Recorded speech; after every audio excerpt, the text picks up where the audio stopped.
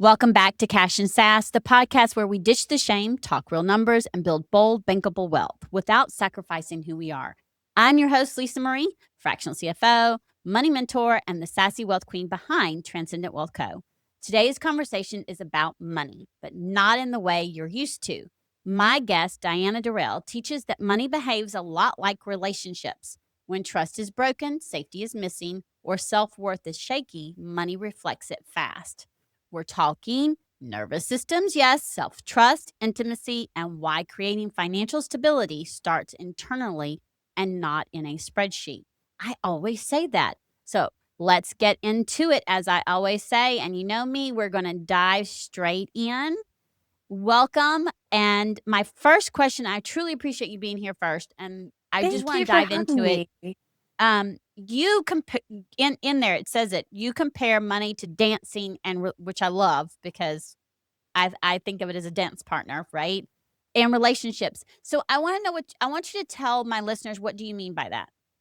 Yeah. So, I see money as a partnership. It's not something outside of ourselves. It's like we get to collaborate and share and energize each other. And it hasn't always felt like that for me, but the way that I connect it to dance, so I come from a dance background, used to be like professional ballerina, is like it requires the same skills as dance does, right? You need like that stability, you need nuance and variety, you need to feel free with your money. And you also need to feel like money has your back and you have its back. Otherwise, you're going to fall flat on your face on stage, right? You can't be just spacing out and hoping it all works out. And at the same time, there's this element of surrender, right? Once you've done Mhm. all that you can do, then something bigger takes over. And that's the collaborative energy that you have with money. It's the same as relationships. It's the same as like anything creative. So I work with a lot of artists and I use metaphors all the time. So I love that. Oh, I love that.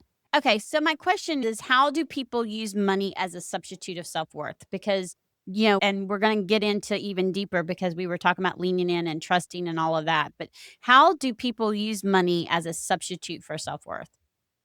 So a lot of times, this has come from like family programming or societal programming. And we think that because we own certain things, because Mhm. we buy certain things, because we present a certain way, that all of a sudden we are more important or like we have it all together. And I think, especially for women, this idea of having it all together is ingrained in us from a very young age. We are taught to please, we are taught to suppress our emotions, and we are taught to basically be just like overgivers with no ego and no preferences. And like somehow that makes us a good woman.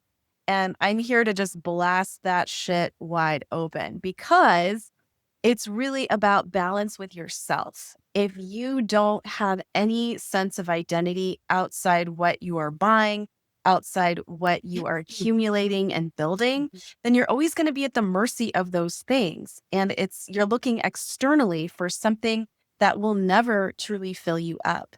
Now, when you have that anchored sense of self love and self worth, then you can make choices. And I love choices. I'm all about freedom. And you can totally enjoy your life. But any object that you buy, any way that you choose to present yourself or how you choose to dress is not for anybody else other than your own pleasure and your own authenticity. And that's when the Right. game changes. Then people actually bask in your energy. They want to be around you.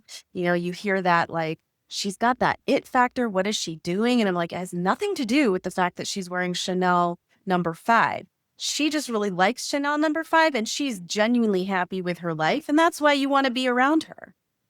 Right, right. I want to go back on the fact that if we're constantly looking for the external things and constantly spending the money, then we're never going to have enough no matter how much money we have Like, because we're not spending it intentionally. We're not buying things intentionally. We're buying things because there's something else really going on, mindset or subconsciously, because we're looking for, like what you're talking about, that outside factor. And when we are happy, and I don't say content, okay? because I'm not content, right? And I've made it very, very open. I'm very open about my journey from the food stamps and foreclosure and my journey in my business and all the shifts and all that business has taken. And, mentioned several times about Phoenix coming in and, burning things down and making me shift, and it's God's way of saying, hey, you're not listening. I want you to shift, right?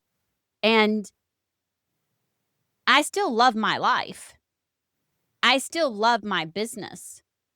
So I may, yes, am making a lot more, maybe some harder decisions. They're still intentional.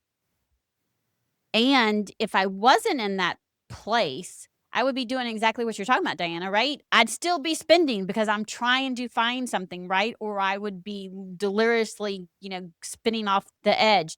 And yes, as a human, I'm sure I've thought about it. We have to rein ourselves back in, right? So it's really important that we understand that one, money is not a substitute for self worth. Right. And it's not going to, people always say money buys us happiness.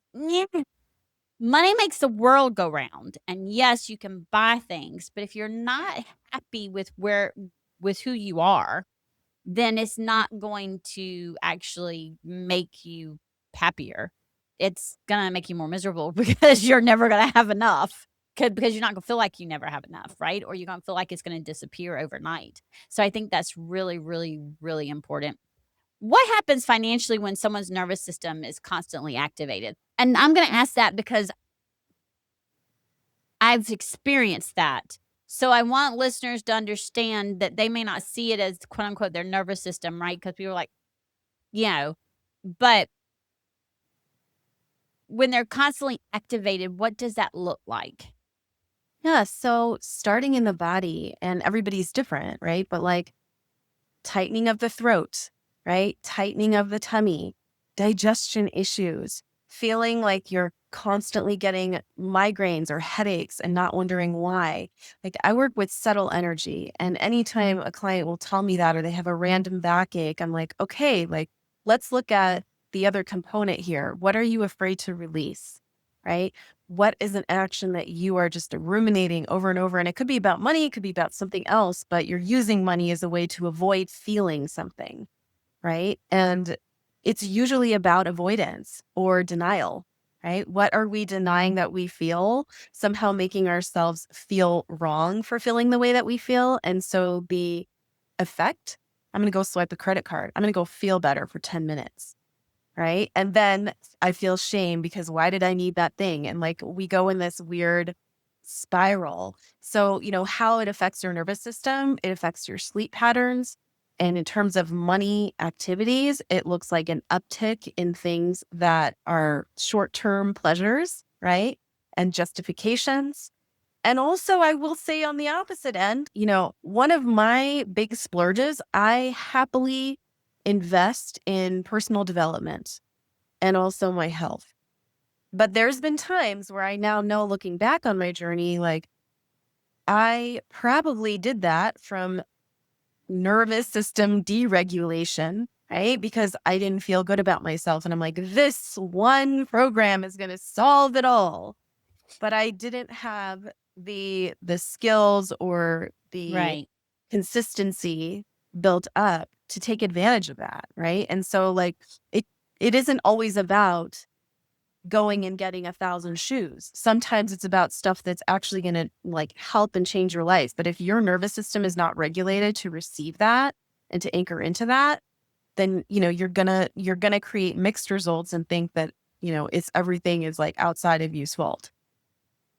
Yeah. And isn't that the same way with anchoring in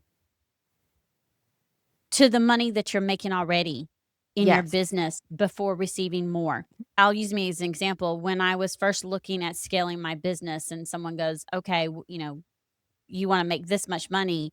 And I went to say it and it was like the tightness was everywhere. I was like, Oh, yeah. you know what I mean? It was like, no. And it was like, and that was the first tip of, okay, wait a minute. Why? Why not? And then when I go, oh, yes, I do. But I was saying I do, but okay, what called, this is in a couple of days, but what was causing that? And then what it is we have to make sure that when we're steadily making the money that we're making, right? The money that's coming in, that we're like you're talking about, anchored into it, which funny, my word for this year is anchor. Oh, I love that. Yeah, it's a great. So we have to anchor into it, right? In order to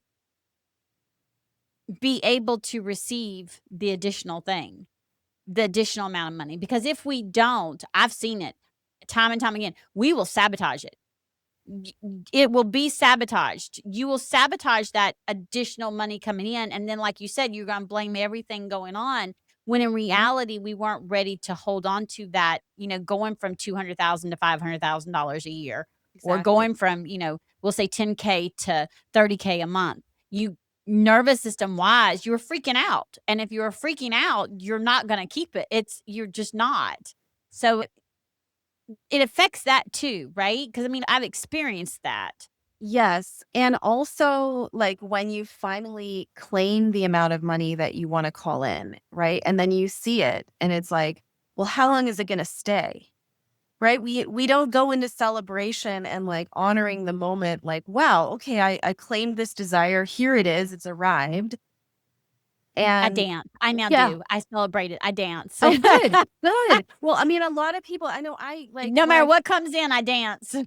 I love that. I think that's so important and so often skipped over, right? Because Right, in a right. culture of high achievers, we're like, great, okay, what's the next goal? It's like, whoa, like slow down, fully honor We're it. constantly chasing it instead of celebrating it and anchoring into it and letting, and being there to receive more. We're constantly going after more. Yes. So the word that's coming to me right now is savor.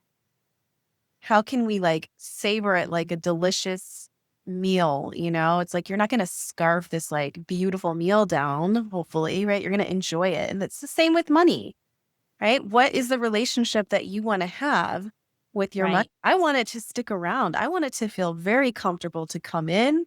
And when it goes out, I want to trust that it knows where it's going out, but right. it's always going to come back.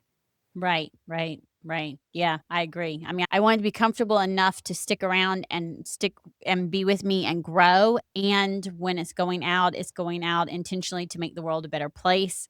And part of that is how we look at it and what we're making sure is being done with it.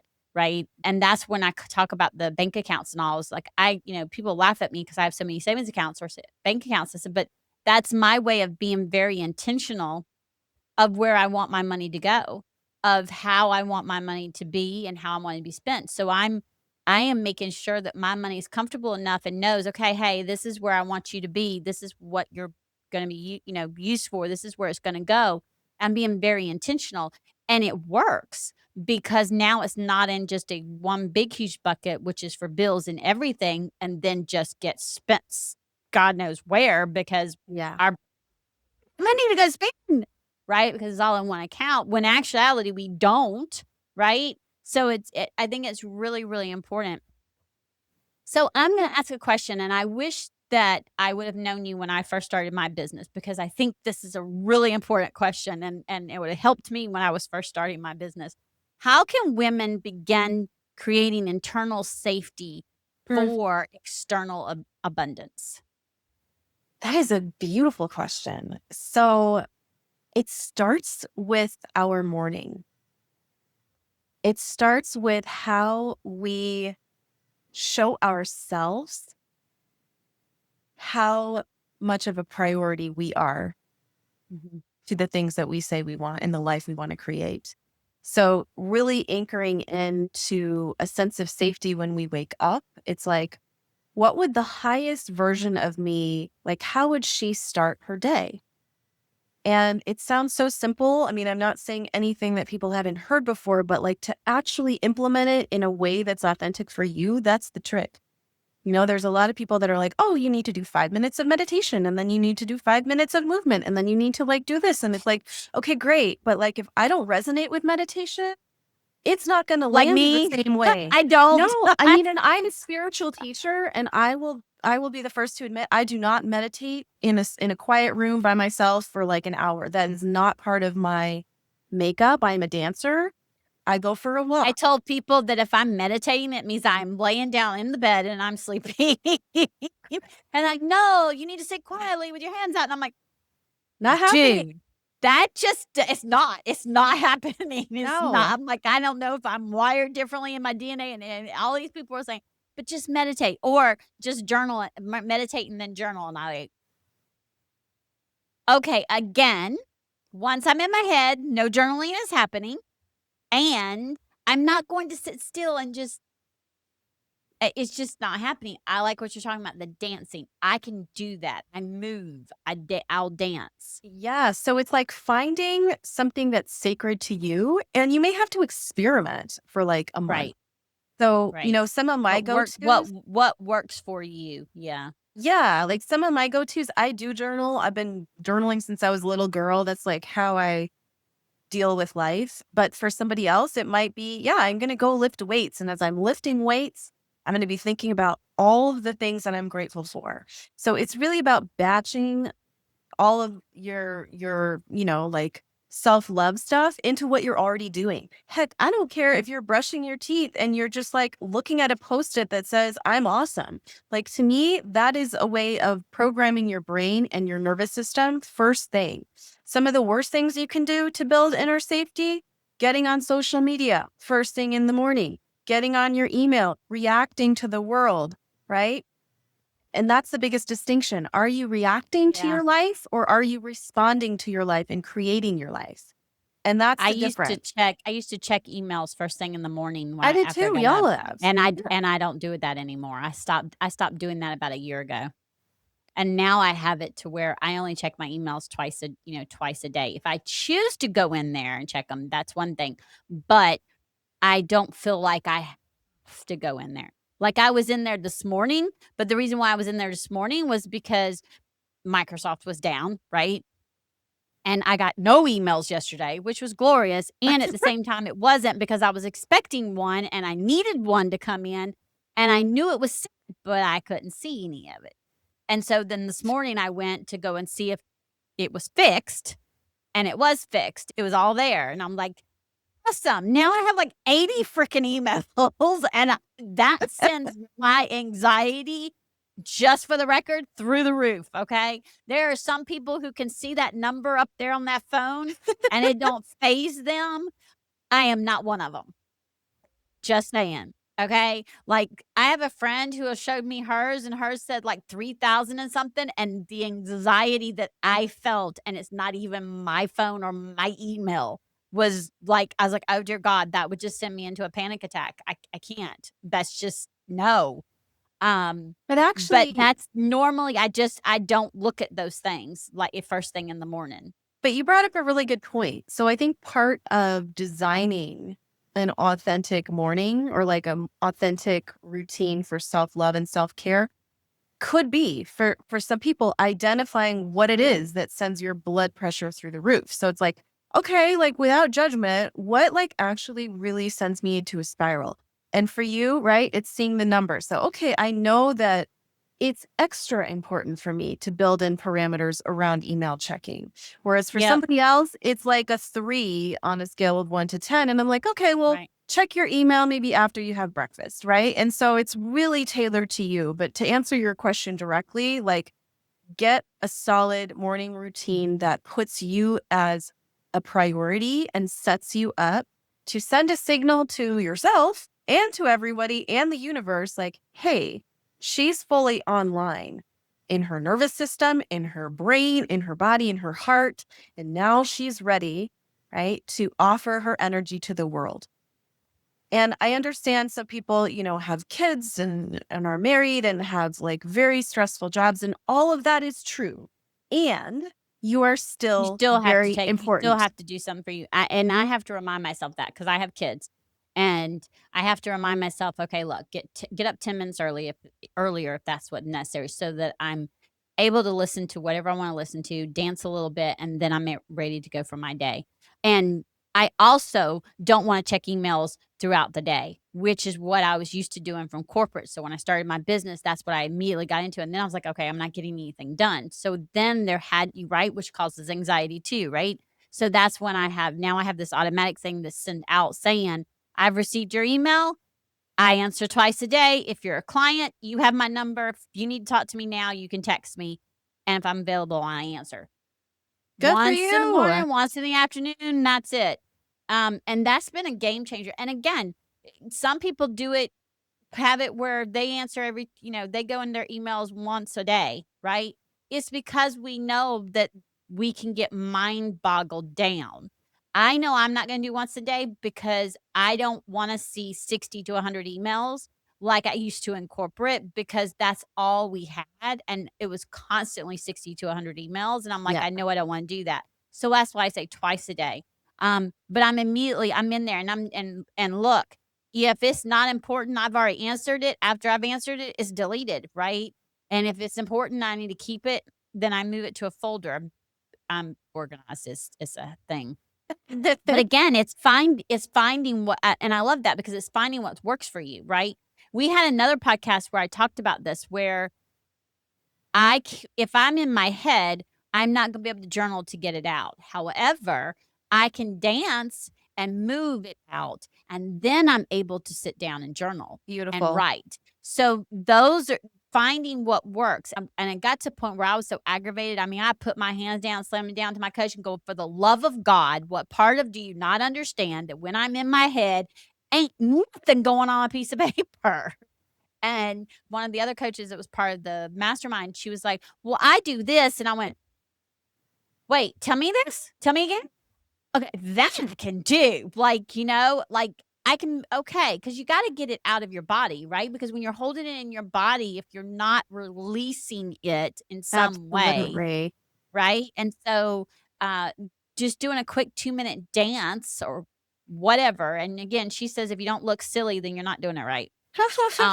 I promise I look silly when I'm doing it. And just being able to move that energy out. Then if you feel like you want to journal, then journal. And that works for me. And again, it might not work for you, right? Diana journals. Diana does different dancing meditation, which I absolutely love. Listen to music and just move, right? And that I have another friend who does that. She listens to music and she just moves as a meditation type thing. I probably don't move that slowly. And I still dance. So it's finding what works. And I love that. One of the things that I'm curious of, because this hits home too, and you and I have so much in common when it comes to these things. So this is one of the reasons why this question, I put this down saying I wanted to talk about it. What does it look like to outgrow your family's money patterns with love?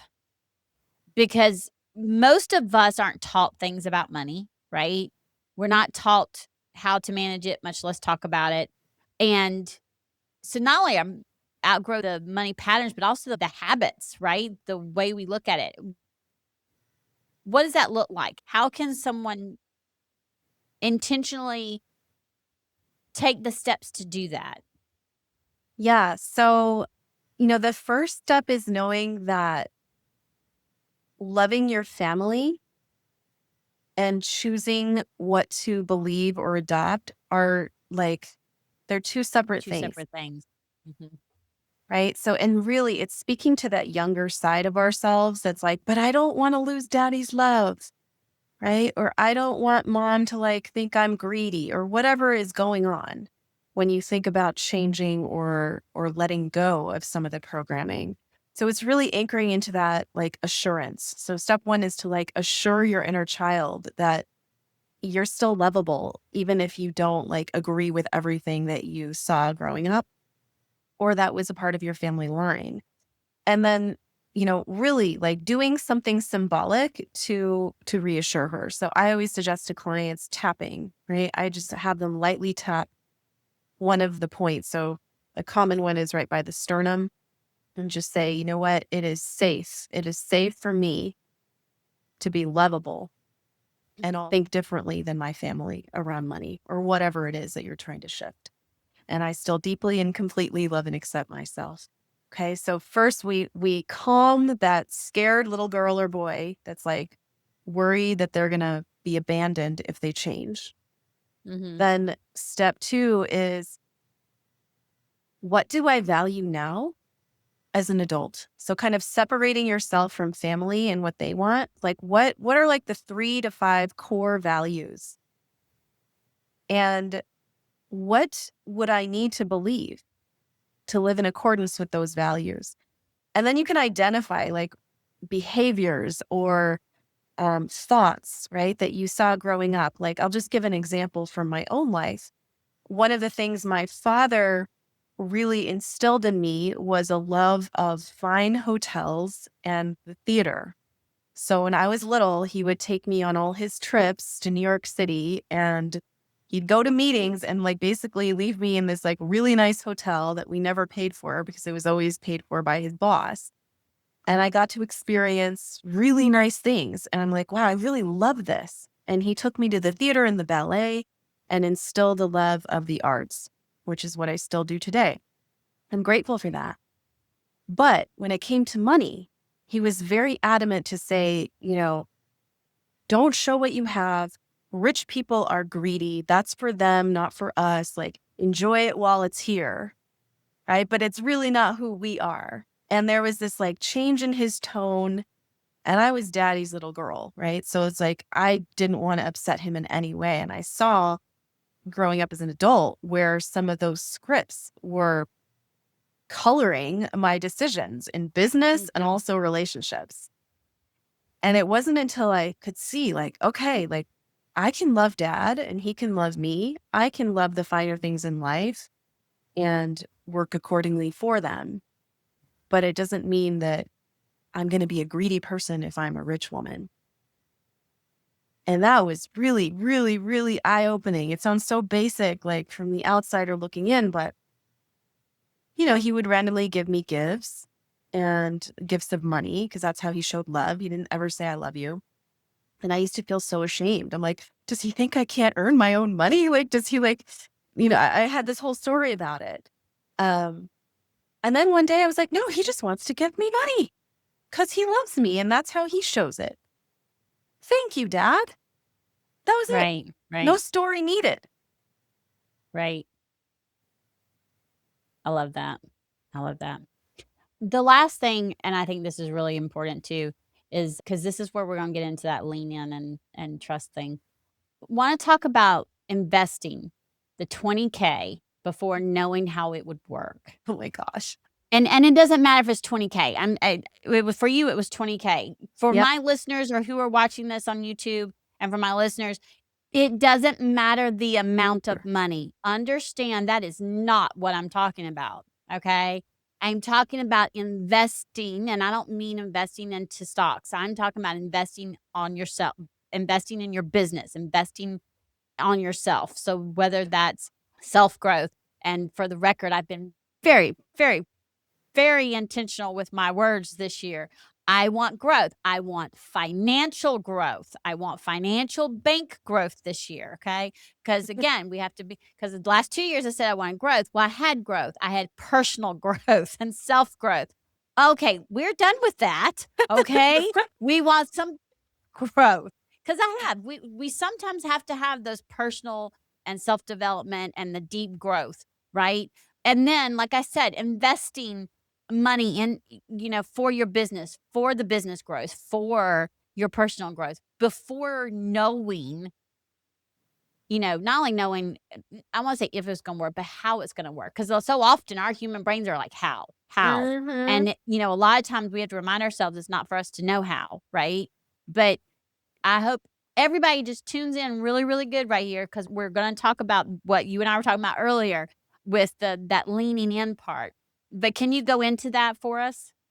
Yeah. So it was the first time that I had invested in a year-long mentorship with a business coach. And everything in my body lit up when I said yes to it. And then, of course, right, when I went to put in my credit card number for those payments, I was like, okay, fine. Like it was like, I think 2,000 a month. So if we're being really, really transparent, It was all in like all, 24K, 24K. right? Because you were paying monthly. Yeah, yeah. Yeah. And the first couple of months, I was still kind of, in that light energy, like, this is possible. And then something around the third month was like, oh my God, like, can I do this? And all of my insecurities kicked in. And what I realized looking back now is it was requiring me to step into higher accountability with myself Mhm. and to not give my power away to a coach, to a program, to anything. And I had to make a decision, right? I Mhm. could give in to the fear and be like, all right, well, maybe I need to get like a full time job to pay for this or take out a personal loan. Like my mind was spinning. And then a quiet voice, which I call my intuition, was like, no, it's just requiring an up leveled identity of what you are used to. And you are totally capable of this. So, Right, right. so get on the phone. Let people know what you offer. Stop focusing on the payment and start focusing on what you have to offer the world fearlessly. A lot of people will say no. One or two people will say yes. Keep going. And I was like, okay. Tears streaming down my face. And I remember getting on sales calls, like choking on my words. I'm like, oh my gosh. And, we had been taught this like fancy script that honestly never worked for me because It doesn't work. The I fancy hated it. script does not work. Listen, everybody, okay? It does not work. I hated We it. are in the age of you need to be yourself Yes. and you need to talk about how things can shift, but those sales scripts just don't work and people can see straight through it. Yes. And I mean, so what I had to do, I remember this distinctly. I was in my little apartment. This is before I got married and all of this. I was like, I lit a candle and I was like, okay, help me like basically rip up this script and just speak from the heart and also use my gifts, right, to laser in on what people are not saying because that subtlety, right, is so important, not only in sales, but also in Right, relationships. right, And right. so, because there are oftentimes like a prospect's fears are what you're talking to on a consult, it's not their higher self. Mhm. And so I was like, no, let me speak to that higher version of them that really wants this dream. But that requires Right, me to get into that space before I'm on that phone call. So it right, was just an elevation of my identity and also my ego had to die, right? I was like, my life is so much more than like focusing and hyper focusing on whether I'm going to make this payment or not. Like that's a very granular way of thinking about things. It's logical, but it's not everything. What right. if I stepped into a bigger space? And what happened like over the next couple of months was really astonishing. Like I up leveled my relationships. I ended up breaking up with this guy who was, like I had moved across the country for. And like my whole life to the outside world looked like it had blown up. But I was the happiest I'd ever been. And I was priming myself for the man that I am now married to, that I could not have called in or received if I had been stuck in that like very small scarcity mindset. And so Right, I right. thank Goddess and Spirit for that $24,000 experience. I mean, it taught me so much about myself and accountability and what I'm capable of. Yeah. And I love the fact that, like you said, I mean, again, you have to look at it intentionally and say, okay, you know, um, is this the fear talking or has something shift to where I may not get the sales and I need to do some cuts, right?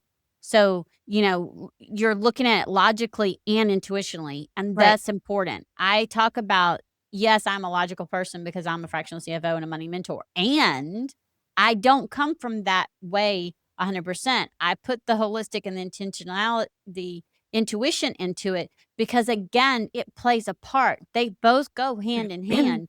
And you have to look at both sides of things. You have to ask yourself, when I had to make some difficult decisions last year of scaling some things back, I asked myself, okay, is this fear talking or is this the current situation of where we're at, right? Am I coming from the scarcity or is this the current situation where we're at? And this is how I can make sure that one, I'm okay and I can get back to where I want to be. And then I can add these things back. And I was able to answer, I'm not coming from scarcity. This is just the current situation. It's Yeah. temporary, it's a blip, it's a current situation. And that is big key is you being able to ask yourself and recognize what the answer is. And I love the fact of how you said, "Oh, wait, this is fear talking." You were able to ask and it was all fear talking. And when it's all fear talking, okay, why? And what does it Mm-hmm. mean you need to do instead? Right? Exactly. And I think that that's just truly important. And so again, making sure that you understand which side is actually talking to you and making the decision from not coming from that scarcity or that fear, but making it of, okay, this is just where I'm at. This is what okay, you know what? Right. This is fear talking. Okay, what do I do? Well, I'm going to go out and make some sales, right? Because if I've been saying nobody's been coming, but I ain't been talking to anybody, Exactly. The actions have to match up. right? Y'all know how I feel about this manifestation, okay? I love manifesting, but I love active manifesting, okay? Sitting on our tush and going, I paid 30,000. Why is nobody coming and paying for me? That's not how this works.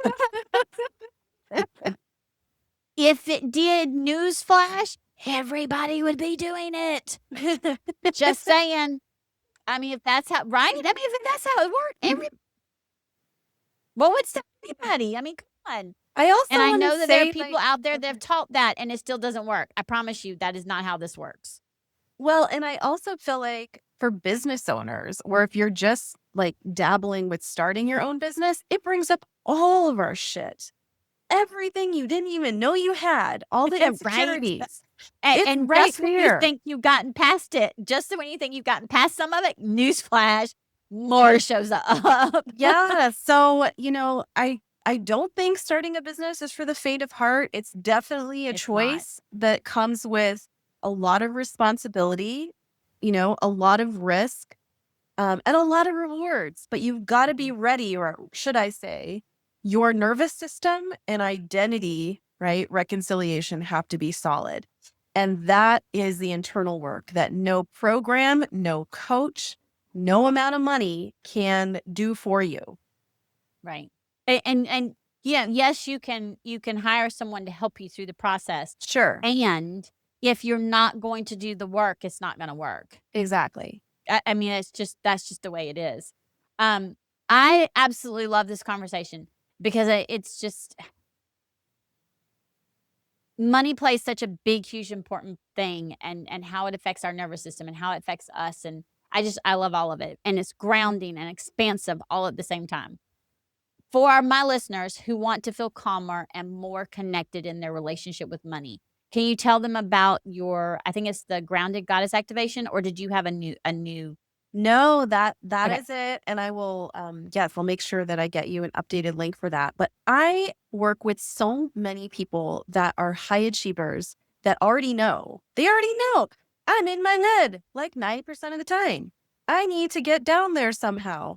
And so I created a very specific short, it's under 9 minutes, for you to listen to. You can do it while you're, washing the dishes, or if you are a meditator, bless you, you can sit there and listen to my voice. Um, I have put a specific binaural beat frequency behind my voice. So it's specifically designed to get you out of anxiety and out of your head so that you can actually hear what's true for you and I move love it. from that place to make your decisions. So it's called the Grounded Goddess Activation, because when we are grounded, the world is ours. When we are ungrounded, the world gets to us very quickly. Right. Very So much yeah, so. Very much. grab that. Very much. It's totally free. And I wanna hear how you guys how it changes your day. And maybe if you don't have a morning routine, it would be the perfect thing to start with, and just play it while you're taking a shower. Right, right. And newsflash, y'all, I'm gonna be getting it, so you need to go ahead. You need to make sure you get it because I'm all about having different tools in my belt. Like that's just me. And of course, if this episode has you realizing, oh shit, that your money stress isn't just about math and it's about safety and trust and leadership, then it is time for clarity. And you know what I'm going to tell you? Book a wealth alignment call with me. It's a totally free call. We'll look at how your emotional patterns, your cash flow, and your systems are working together or against you so that your money can finally feel supportive. The link for this will be in the show notes, as well as the link for the Grounded Goddess activation. And until next time, remember, as I always say, confidence and cash are the ultimate power duo. Go check in with your money. And as always, have a fantastic and wealthy day. Till next time.